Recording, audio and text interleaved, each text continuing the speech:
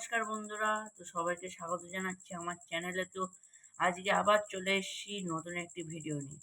তো আজকে দেখতেই পাচ্ছেন আমি উপরে আগে থেকে লিখে রেখেছি যে গ্রামারে হেল্পিং ভার্বগুলো আজকে আমি করাবো।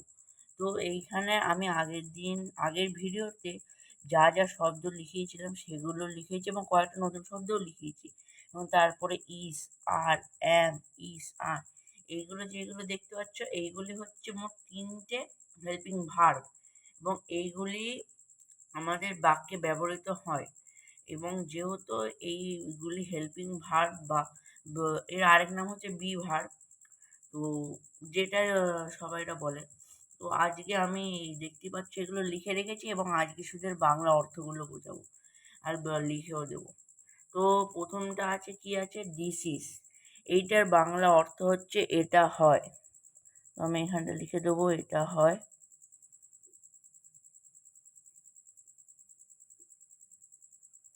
তারপর লিখেছি দ্যাট ইজ। তো দিসের বিপরীত হচ্ছে দ্যাট, অর্থাৎ দিস হচ্ছে এটা, তাহলে দ্যাট হচ্ছে ওটা হয়।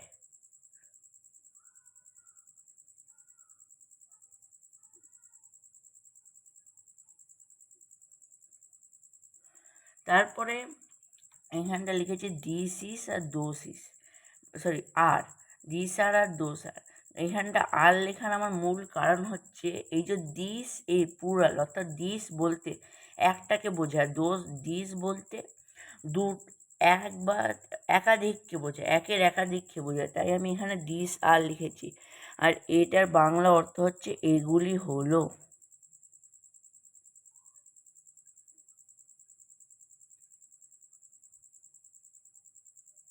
ওইরকমই দোষ আর, যেরকম দিস এর প্লুরাল হচ্ছে দিস, দিজ, আর এটা হচ্ছে দিস আর দিজ। ওই রকমের দ্যাট এর প্লুরাল হচ্ছে দোষ, দোষটা বাংলা অর্থ হচ্ছে ওগুলি হলো।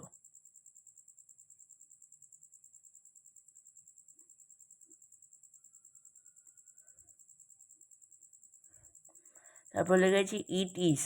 ইট ইজের বাংলা অর্থ হচ্ছে ইহা হয়।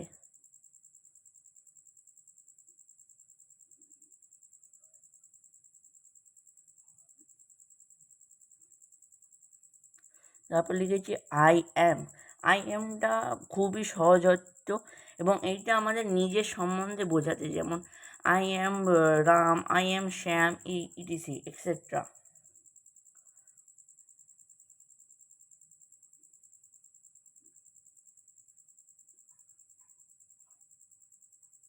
তো এটা বাংলা অর্থ দেখতেই পাচ্ছ, আমি হই। তারপরে হচ্ছে ইউ আর। ইউ আর আগের ভিডিওতে বলেছিলাম যে ইউ মানে তুমি আর মানে হচ্ছে হলো, তাহলে সরি হলে, এখানটা হলে হবে, তুমি হলে। দে আর মানে তারা হলো।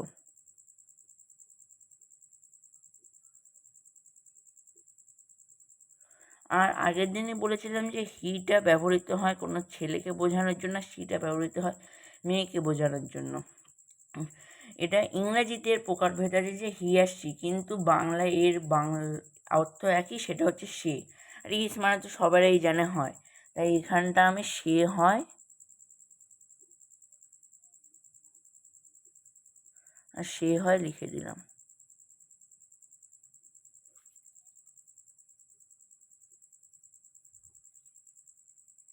তো আমি যেটা বলছিলাম যে এইটা আশা করি সবারই বুঝতে পেরেছো যে হেল্পিং ভার্বেরগুলো কী কী আছে হেল্পিং ভার্ব। এছাড়া যদি কারো সমস্যা থাকে তো কমেন্টে বলতে পারো, আমি নিশ্চয়ই সেটার উপরে ভিডিও বানাবো। আর যদি কেউ কোনো কিছু জানার জন্য ইচ্ছুক হয়ে থাকো আর যদি কিছু বুঝতে না পারো আমার কমেন্টে বলো, আমি নিশ্চয়ই বুঝিয়ে দেবো সেগুলিকে। আর আশা করি তোমাদের সবার এই ভিডিওটি ভালো লেগেছে। তো বিদায় নিলাম পরের ভিডিওর জন্য। আর ভিডিওটি ভালো লেগে থাকলে লাইক, শেয়ার, সাবস্ক্রাইব করে দিও আর অবশ্যই বেল আইকনটি প্রেস করে দিও এরকম আরও ভিডিওর জন্য। বাই।